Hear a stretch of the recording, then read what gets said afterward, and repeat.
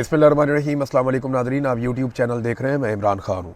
Nadreen, मैं travel कर रहा था, ये जगह अच्छी लगी मुझे, तो मैंने सोचा यहाँ बैठ के एक वीलॉग कर लेते हैं आपके साथ। लोकेशन भी आप देख लेंगे, यहाँ नज़ारे भी अच्छे हैं और जो ख़बरें हैं वो तो सारी मुकम्मल हो गई। सारा दिन की रुदात जो चीज़ें हैं वो मैं आपके साथ शेयर कर देता हूँ। सबसे पहले तो ये है कि आज़ाद कश्मीर में जो सूरत हाल है वो जूं की तू है और वहाँ पे एक जमूत तारी है। जॉइंट अवामी एक्शन कमेटी और इस्टेब्लिशमेंट के नुमाइंदों के बीच में मुज़ाकरात चल रहे हैं, लेकिन वो अभी तक किसी नतीजे पर नहीं पहुँचे। जॉइंट अवामी एक्शन कमेटी को इस वक्त जो ऑफ़र्स की गई है उनमें एक तो ये कहा गया कि जो पुरानी पोजीशन है उसको फौरी तौर पे बहाल कर दिया जाता है, यानी FIRs ख़त्म कर देंगे, जो कलअदम का स्टेटस है वो ख़त्म कर देंगे, 4th शेड्यूल में से नाम निकाल दिए जाएंगे और चीज़ें नॉर्मलाइज हो जाएंगी। फिर इलेक्शन होने दो, इलेक्शन के बाद देखते हैं फिर बाकी चीज़ें क्या करनी है। और क्योंकि आईनी तरमीम के बगैर ये हो नहीं सकता कि जो नशस्तें मुहाजिरीन वाली हैं उनको ख़त्म किया जा सके, लिहाजा आप इंतज़ार करें। पहले ये कहा गया कि जनाब 6 सीटें कर देते हैं, 4 सीटें कर देते हैं। फिर इस बात पे फटा पड़ गया कि जनाब इन सीटों को आप कम तो कर रहे हैं, लेकिन क्या इनके पास वो इख्तियार बाकी रहेगा कि ये वज़ीर आज़म के इंतखाब में वोट कर सकें। तो इस पर अभी बहस चल रही थी और अब मामला किसी और तरफ निकल गया, क्योंकि इलेक्शन बहुत करीब आ गया है। अब चंद दिन के बाद जो है वो इलेक्शन है, यानी 2 दिन के बाद इलेक्शन है आज़ाद कश्मीर में। जो पहला मरहला है वो होने वाला है इलेक्शन का। अब इसमें आज़ाद कश्मीर के लोग तो बिल्कुल ही इर्रेलेवेंट हैं। सिक्योरिटी फोर्सेस की बहुत बड़ी तादाद मीरपुर में पहुंचा दी गई है, क्योंकि मीरपुर डिवीज़न में पहला मरहला है इलेक्शन का और शदीद खौफ व हरास और दबाव का माहौल है, जिसके अंदर ये इलेक्शन करवाने की कोशिश की जा रही है। जब से पाकिस्तान बना है या आज़ाद कश्मीर आज़ाद हुआ है भारत के कंट्रोल से, तब से लेकर अब तक कभी भी ऐसा नहीं हुआ कि इलेक्शन इस माहौल में आज़ाद कश्मीर में हो रहा हो। इस मरतबा वाकई बहुत खौफ व हरास है और वहाँ पे इलेक्शन करवाने की कोशिश की जा रही है। कुछ मुतालबात ऐसे हैं आज़ाद कश्मीर के लोगों के, चले ये 2 चीज़ें आप कबूल कर लें और उसके बाद बाकी चीज़ें बाद में करते हैं, लेकिन ब्रिगेडियर फाइक को और IG जो वहाँ पे लगाए गए हैं, इन दोनों को हटाने का मुतालबा भी किया गया था कि जो सेक्टर कमांडर ब्रिगेडियर फाइक हैं, जिन्होंने इन सारे ऑपरेशंस को लीड किया, उन्हें आज़ाद कश्मीर से हटाया जाए और साथ में कहा गया कि IG को भी हटा दिया जाए। तो इन 2 लोगों को वहाँ से नहीं हटाया गया, ये मुतालबा तस्लीम नहीं किया गया, जिसके बाद शकूक व शुबहात बढ़ जाते हैं कि अगर ये इलेक्शन करवाने में कामयाब हो जाते हैं और अपनी मर्ज़ी की हुकूमत मुसल्लत कर देते हैं तो उसके बाद क्या होगा। अच्छा, जॉइंट अवामी एक्शन कमेटी को ये भी कहा जा रहा है कि आप लोगों को कहें कि वो निकल कर वोट डालें और आप अपने नुमाइंदे भी खड़े कर दें बेशक इलेक्शन में, क्योंकि एस्टेब्लिशमेंट को पूरा यकीन है कि अगर जॉइंट अवामी एक्शन कमेटी इलेक्शन में आ गई तो PTI भी आ जाएगी। और धांधली का तो पूरा बंदोबस्त किया गया है। फॉर्म 47 जारी करके PTI और जॉइंट अवामी एक्शन कमेटी को फारिग करेंगे और पीपल्स पार्टी और PMLN को एक मिली जुली सरकार वहाँ पे बनाकर दे देंगे दूसरी जमातों के साथ मिलाकर। इस्तेकाम पार्टी को भी जोड़ दिया गया है मुस्लिम कॉन्फ्रेंस के साथ, ताकि वो ज़्यादा बेहतर परफॉर्म कर सकें, उनकी सीटें जस्टिफाई हो सकें। तो ये मिलिट्री एस्टेब्लिशमेंट का सारा खेल है जो वहाँ पे खेल रही है। आज़ाद कश्मीर के जो वकला हैं, आज़ाद कश्मीर बार कौंसल, उन्हें बड़ी देर के बाद होश आई है। यानी वकला तो ओवरऑल पाकिस्तान में वकला में करंट ही ख़त्म हो गया है। जुडिशरी की जो हालत है, जो पाकिस्तान की अदलिया के साथ हो चुका है, वही आज़ाद कश्मीर में भी अदलिया के साथ हो रहा है। वकला वहाँ पे भी उतनी जिम्मेदारी ले रहे हैं जितनी पाकिस्तान में ले रहे हैं। अब आज़ाद कश्मीर की जो बार कौंसल है वो अब खड़ी हो गई और वो ये कह रहे हैं जनाब कि बड़ी ज़्यादती हुई है, इलेक्शन एक ही मरहले में होना चाहिए, ये 3-3 दफ़ा इलेक्शन करवा के अब ज़्यादती कर रहे हैं। देखिए, पूरे पाकिस्तान में जो इलेक्शन है वो एक दिन में हो जाता है, लेकिन आज़ाद कश्मीर के इलेक्शन को 3 मराहिल में करवाने का मकसद क्या है? वजह यह है कि वहाँ पे निज़ाम कंट्रोल में नहीं है, अवाम कंट्रोल में नहीं है और इस इलेक्शन के नतीजे में वो नताइज हासिल करने हैं जो एस्टेब्लिशमेंट चाहती है, तो फिर उनको मरहला वाइज करना पड़ेगा, एकदम वो कर नहीं पाएंगे। नाज़रीन, सबसे ज़्यादा जो मैं इंटरेस्टिंग चीज़ देख रहा हूँ ना वो बिलावल के स्टेटमेंट है। बिलावल स्टेटमेंट ऐसे देता है जैसे सारी ज़िंदगी हो गई इस ख़ानदान को कभी आज़ाद कश्मीर में हुकूमत ही नहीं मिली। यानी लंबा अरसा हो गया बिलावल और उसकी जमात की आज़ाद कश्मीर में हुकूमत रही है। आज भी जो हुकूमत है आज़ाद कश्मीर में वो बिलावल की पॉलिटिकल पार्टी पीपल्स पार्टी की है, लेकिन वो तकारीर ऐसे करते हैं जैसे कि उन्हें कभी यहाँ मौका ही नहीं मिला। हम ये दे देंगे, हम वो दे देंगे, हम ये कर देंगे, हम वो इनकलाब ले आएंगे। भाई, आपने कुछ करना होता तो गुज़िश्ता 40-50 साल से आप मुसल्लत हैं। आज़ाद कश्मीर में आप और मुस्लिम लीग नून लगातार हुकूमत करते चले आ रहे हैं। तो आज तक आप कुछ ना कुछ तो कर देते आज़ाद कश्मीर के लोगों का, क्योंकि आज तक आपने आज़ाद कश्मीर के लोगों के लिए कुछ नहीं किया, तो लोग आप पे भरोसा क्यों करें? और लोग भरोसा कर भी नहीं रहे। मैं सीरियसली आपको बता रहा हूँ, अगर फ्री एंड फेयर इलेक्शन होते तो पीपल्स पार्टी 2-3 सीटों तक भी शायद बहुत मुश्किल से पहुंचती। इन हालात में जॉइंट अवामी एक्शन कमेटी और पीटीआई अगर इलेक्शन लड़ते तो वो स्वीप कर जाते। पीएमएलएन के हालात तो बिल्कुल ही ख़राब है ना, वो तो पीपल्स पार्टी से भी गई गुजरी सूरत हाल में। उनका सारा इन्हिसार इस बात पे है कि जो पंजाब के अंदर जम्मू कश्मीर वाली सीटें रखी गई हैं मुहाजिरीन की, वो वहाँ से कुछ सीटें जीत के और कुछ आज़ाद कश्मीर में उनको मिलिट्री एस्टेब्लिशमेंट तरस खा के कुछ सीटें दे दे तो किसी और के साथ मिलकर वो कोई हुकूमत बनाने की पोजीशन में आ जाए। इसके अलावा उनकी हैसियत कुछ नहीं है। बहरहाल बिलावल साहब लगे हुए हैं जनाब कि मैं अब ये भी लेके दूंगा वो भी लेके दूंगा। आज़ाद कश्मीर में मुकाबला इस बात का नहीं है कि हुकूमत कौन बनाता है, वहाँ मुकाबला इस बात का है कि कठपुतली कौन बनता है। यानी वहाँ पे जो सेक्टर कमांडर हैं या एजेंसियाँ हैं, उन्हें अपने लिए कठपुतली सरकार चाहिए। अब वो कठपुतली सरकार के ओहदे पे कौन आकर फायज होता है, कौन अच्छा परफॉर्म करता है, इसके लिए इसका मुकाबला चल रहा है पॉलिटिकल पार्टियों में जूते पॉलिश करने का। पीएमएलएन में, पीपल्स पार्टी में, आईपीपी में और उनके साथ मुस्लिम कॉन्फ्रेंस में, ये सारे जूते पॉलिश कर रहे हैं। जो ज़्यादा चमकाएगा उसको ज़्यादा सीटें मिल जाएंगी। इस वक्त तक की सूरत हाल तो नाज़रीन ये है। पीएमएलएन के आप काम चेक करें, इन्होंने 10 इलेक्ट्रो बसें रवाना कर दी हैं आज़ाद कश्मीर के लिए। वो कहते हैं मरी पहुँच भी गई है। ये मुझे अच्छी तरह याद है, एक दिन ये सियालकोट वाला जो रोड है ना, इलेक्शन आने वाला था तो हमजा शहबाज ने कहा जी यहाँ पे फ़ौरन जो है बसें चलानी है, आज चलानी है, कल चलानी है, बस 1-2 दिन के अंदर चलानी है आपने। तब हमजा शहबाज के बाद इख्तियार था, तो यहाँ एक इलेक्शन होने जा रहा था। तो उन्होंने कहा जनाब कि अब कैसे बसें चला सकते हैं, खुदा का नाम लें, अब इस रोड के ऊपर ये रोड ही तैयार नहीं है इस बस के लिए, और ये इस बस का ये रूट ही नहीं बनता। उसने कहा भाई बस चला दो, 1 दिन के लिए इलेक्शन के लिए चला दो, इलेक्शन के अगले दिन बेशक बंद कर देना, लेकिन फिलहाल को 10 दिन 5 दिन चला दो इसको। ये जनाब हमजा शहबाज के दफ्तर में जो बंदा काम करता था उसने मुझे बताया, उसने कहा सर ये इतना इलेक्शन के करीब आकर पागल हो जाते हैं कि इन्हें लगता है कि कोई भी चीज़ कहीं पे भी चलानी है ना, इनको अगर कोई ना सड़क के ऊपर जहाज़ चला दे वो भी चला देंगे किराए पे लेके कि इलेक्शन में हमें वोटें पड़ जाए किसी तरह। अब ये इन्होंने 10 बसें रवाना कर दी हैं, कोई इसकी फिजिबिलिटी नहीं बनाई गई, कोई इसकी बजटिंग नहीं हुई, कोई इसके तकनीकी तैयारियां नहीं की गई, बस बसें भिजवा दी, पहुँच रही जी कश्मीर, वहाँ पे चलेगी।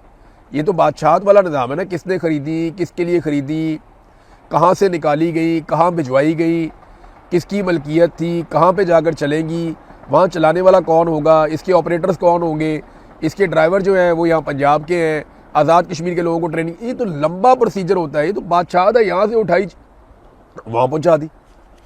ये क्या तरीका है कि यहाँ से बसें उठाई वहाँ पहुँचा दी, और इलेक्शन कमीशन जो है वो इसका कोई नोटिस ही नहीं ले रहा।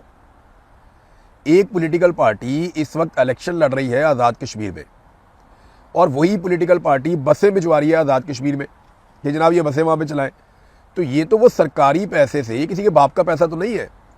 मरियम नवाज़ को रायवंड के अकाउंटों से निकाल के तो नहीं लाई ना ये हुसैन नवाज़ की बसें हैं, ना हसन नवाज़ की बसें हैं, ना नवाज शरीफ इनका मालिक है। तो नवाज शरीफ ने जाके ऐलान कर दिया, मरियम नवाज़ ने कहा ओके, वहाँ डांस करके दिखा दिया बाबा जी ने, उसके बाद इन्होंने कहा जनाब बसें जा रही हैं। यार ये तो अवाम की बसें हैं ना, तो अवाम के माल को ऐसे खर्च करते हैं ये बादशाह बन के अपने ज़ाती मफाद के लिए, कि कोई बादशाह भी शायद ऐसे अवाम का पैसा नहीं लुटाता होगा। इमरान खान साहब की बहन उस्मा खानम ने कुछ स्टेटमेंट दिया, वो बहुत इंपॉर्टेंट है। उनके पास मुकदमा एक के बाद होते जा रहे हैं बहनों के ऊपर। उनके ऊपर वो डीजी खान वाला मुकदमा था, तो उसकी वो सुनवाई थी, तो वहाँ पे उन्होंने बातचीत की। उन्होंने कहा जी कि इमरान खान इस बात को जानते थे कि उन्हें कैद तन्हाई में डाल दिया जाएगा, उन्हें इस बात का अंदाज़ा था, इसलिए उन्होंने बहुत सारे अहकामात और पैगामात दिए थे। हमने वो तमाम पैगामात, चाहे वो एलानिया थे चाहे वो खुफिया थे, वो दोनों तरह के पैगामात हमने पार्टी तक और आवाम तक पहुँचा दिए। अब ये पीटीआई पे मुनहसर है कि उन्होंने क्या करना है। जेल से किसी भी किस्म के पैगाम की इस वक्त ज़रूरत नहीं है। आपको जो भी इंस्ट्रक्शन चाहिए थी इमरान खान से, वो इमरान खान दे चुके हैं, लिहाजा उस पर अमल दरामद करने का वक्त है, ये इमरान खान की बहन ने कहा, और ये पीटीआई पे मुनहसर है। और हम हर चीज़ बता भी चुके हैं। हमने तो ये भी दरख्वास्त भी की कि इमरान खान साहब का जो ट्विटर अकाउंट है वहाँ पे उनके पैगामात दोबारा चलाए जाएँ। जिस पे ये नहीं किया गया तो हमारी दरख्वास्त है पाकिस्तान तहरीक-ए-इंसाफ के कारकुनों से, उन्होंने कहा कि वो इमरान खान साहब के जो पुराने बयानात हैं जो उन्होंने दिए थे उस दौर में, वो निकाल कर चलाएँ। ताकि पता चले कि इमरान खान ने कौन सी वाज़े इंस्ट्रक्शंस दी थी। बहरहाल तहरीक इंसाफ ने पेशावर में जलसा करने का फ़ैसला किया, तो क्या इस जलसे के बाद वो एक तहरीक का आगाज़ कर पाएंगे? देखिए, मार्जिन ही बहुत थोड़ा रह गया सुहेल अफरीदी के पास। सुहेल अफरीदी के पास बहुत बड़ा मौका था कि वो लाखों नौजवानों की एक तगड़ी तंजीम साजी करते, नौजवानों को इकट्ठा करते, गली गली मोहल्ले मोहल्ले वो भेजते अपने लोगों को, ख़ुद भी वक्तन फ़वक्तन जाते, एक पूरी स्ट्रीट मूवमेंट का एक स्ट्रक्चर खड़ा करते। उन्हें पता होता कि मैं कब आवाज़ दूंगा तो किस शहर से कितने लोग निकलेंगे, किस शहर से कितने लोग निकलेंगे, कितनी बड़ी तादाद में लोग निकल कर बाहर आएंगे। उनको इस बात का आइडिया होना चाहिए था कि मैं 10 लाख, 15 लाख, 22 लाख, 25 लाख कितने लोग मैं इकट्ठे कर सकता हूँ। और पाकिस्तान तहरीक इंसाफ के लिए नौजवानों को इकट्ठा करना कोई प्रॉब्लम नहीं था। उस वक्त उम्मीद भी बहुत थी जब सुहेल अफरीदी नए नए आए थे, लेकिन उस उम्मीद को सुहेल अफरीदी साहब ने कुछ ऐसी पॉलिसीज़ पे अमल किया कि मायूसी में बदल दिया। लेकिन अभी भी सारा कुछ कभी भी ज़ाया नहीं होता। आपके पास हमेशा एक मौका होता है कि आप निकलें और निकल के साबित करें अपने आप को। तो सुहेल अफरीदी अब ये जलसा करने जा रहे हैं पेशावर के एक स्टेडियम में, तो क्या यहाँ से एक तहरीक शुरू हो सकती है? जी बिल्कुल हो सकती है। और कहा भी ये जा रहा है कि शायद वो लॉन्ग मार्च का ऐलान करेंगे, वो तारीख देंगे, फ़लानी तारीख को हम लॉन्ग मार्च में आएंगे या लोग तैयारी पकड़े हमने निकलना है। हो सकता है कि सुहेल अफरीदी ये भी कह दे, हो सकता है वो कोई डेडलाइन दे दे। इस बारे में खबरें आ रही हैं, लेकिन क्या ये अब तहरीक खड़ी कर पाएंगे? बहुत मुश्किल मुझे दिखाई देता है। कि माजी में तो मैंने यही देखा है कि बड़े बड़े दावों के साथ एक जलसा होता है और जलसा ख़त्म होता है, लोग घरों को जाते हैं और उसके बाद फिर अगली तारीख दे दी जाती है। देखिए, तहरीक चलाने के लिए ना तारीखों की ज़रूरत नहीं होती, हालात ऐसे होते हैं कि तहरीकें चलती हैं। हालात तो बने हुए हैं तहरीक चलाने वाले। जो हालात इंडिया में हैं, जेनजी वहाँ पे निकल आई है, उससे बहुत बुरे हालात पाकिस्तान में हैं। तहरीक चलाने के लिए लवाजमात तो पूरे हैं। किसान रुल गया। अभी 10 लाख टन गंदम इन्होंने फैसला किया वफाकी हुकूमत ने कि ये मंगवाने जा रहे हैं बैरून मुल्क से फौरी तौर पे। ये कहाँ से मंगवाएंगे? यूक्रेन से ले लेंगे, अमेरिका भी खुश हो जाएगा। रशिया से शायद नहीं ले पाएंगे क्योंकि अमेरिका उतना खुश नहीं होगा। हो सकता है ये गंदम अमेरिका से ही मांग लें, वही इसके अंदर बीच में कंट्रीब्यूट कर दें। तो 10 लाख टन गंदम इनको फौरी तौर पे चाहिए। और ये वो मुल्क है जो ज़रई मुल्क है।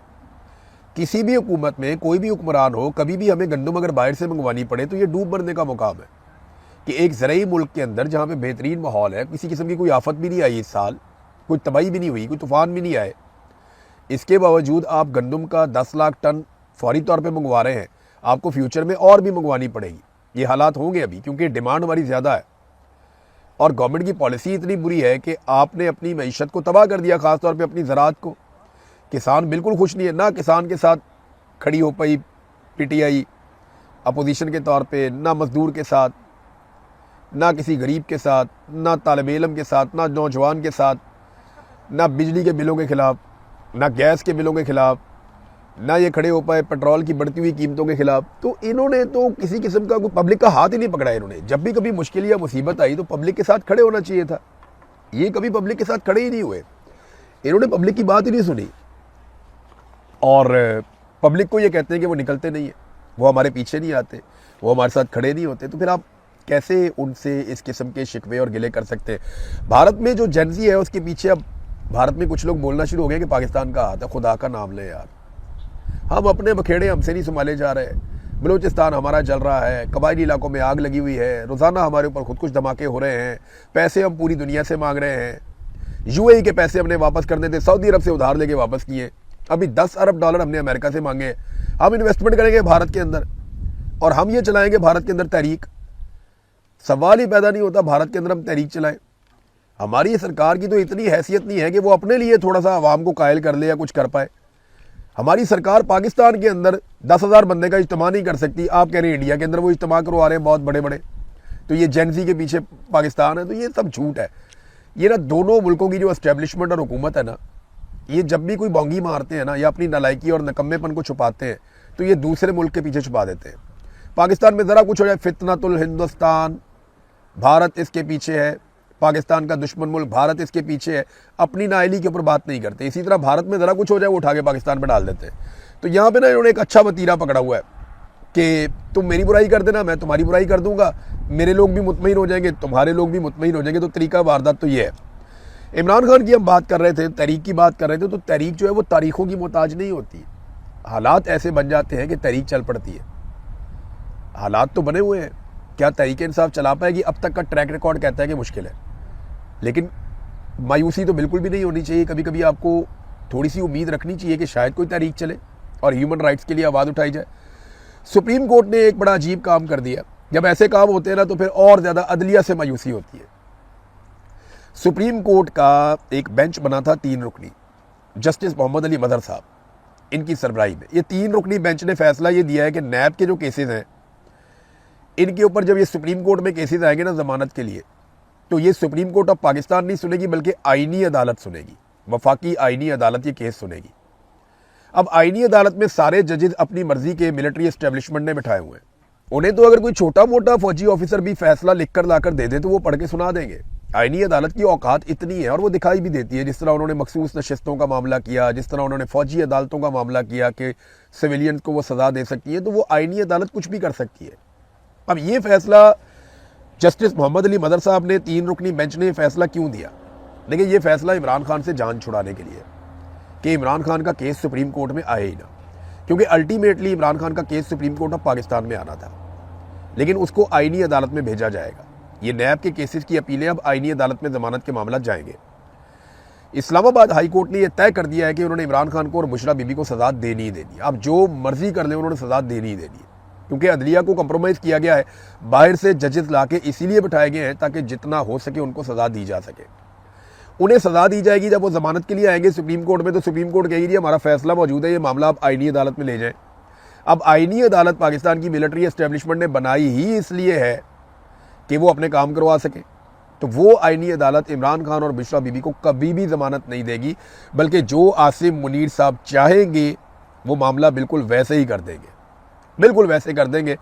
अब आप जो मर्जी कर लें, उल्टे लटक जाएं, सीधे लटक जाएं, आईनी तरामीम के बाद आपके पास कोई रास्ता नहीं है सवाए इसके कि आप अवामी ताकत से इस टोले को इक़्तिदार के ऐवानों से निकाल के बाहर फेंक दें। इसके अलावा आपके पास कोई रास्ता नहीं है। सिस्टम के अंदर इन्होंने इतने शिकंजे लगा दिए हैं कि अब सिस्टम के अंदर रहते हुए आप इन चीज़ों को ठीक नहीं कर सकते, या इन चीज़ों के ऊपर आप किसी भी किस्म की उम्मीद नहीं रख सकते कि जनाब अदालत से ये मिल जाएगा, पार्लिमान से ये मिल जाएगा, बतौर अपोजिशन हम ये हासिल कर, कुछ भी नहीं कर सकते। आपको अवामी ताकत के साथ खड़े होना पड़ेगा, आज हो जाए साल बाद हो जाए। नाज़रीन, सऊदी अरब वाली खबर मैं आपको बार बार देता रहता हूँ, उसमें एक डेवलपमेंट है वो मैं आपके सामने रख देता हूँ। वहाँ पे डॉक्टर साद अल फकिया हैं, ये सऊदी अरब के अपोजिशन लीडर के तौर पे इन्हें लिया जाता है। इन्होंने ना सऊदी अरब और अमेरिका का जो एटमी मुआहदा होने जा रहा है उसकी हकीकत बयान की है अपने एक स्टेटमेंट में। वो ये कहते हैं कि ये जो एटमी प्लांट लगाया जाएगा या मंसूबा लगाया जाएगा, ये सऊदी सरजमीन पे अमरीकी इसको तामीर करेंगे, अमरीकी ही इसको चलाएंगे। इसमें सऊदी अरब का कोई भी बंदा नहीं होगा। इसके अंदर क्या जाता है प्लांट के और इसके अंदर से बाहर क्या आता है, इसका मुकम्मल कंट्रोल अमरीकियों के पास होगा। लेकिन 113 अरब सऊदी रियाल इसके ऊपर जो लागत आएगी वो सऊदी अरब देगा। सऊदीया का इसमें वाहिद किरदार सिर्फ इतना ही है जितना कि अमरीकी अड्डे सऊदी अरब में है, जैसे वो होंगे वैसे ही ये प्लांट भी यहाँ पे होगा। तो इसमें हमारा कोई ऐसा सऊदी अरब का किरदार नहीं है, उन्होंने ये कहा। ये स्टेटमेंट नाजरीन उस वक्त सामने आया जब डोनाल्ड ट्रंप की जानिब से ये लगातार दबाव डाला जा रहा है कि इस एटमी मुआहदे के लिए सऊदी अरब को इसराइल को तस्लीम कर लेना चाहिए। इस पर हम नज़र रखेंगे। अब तक के लिए इतना ही। अपना ख्याल रखिएगा, अपने चैनल का भी। अल्लाह हाफ़िज़।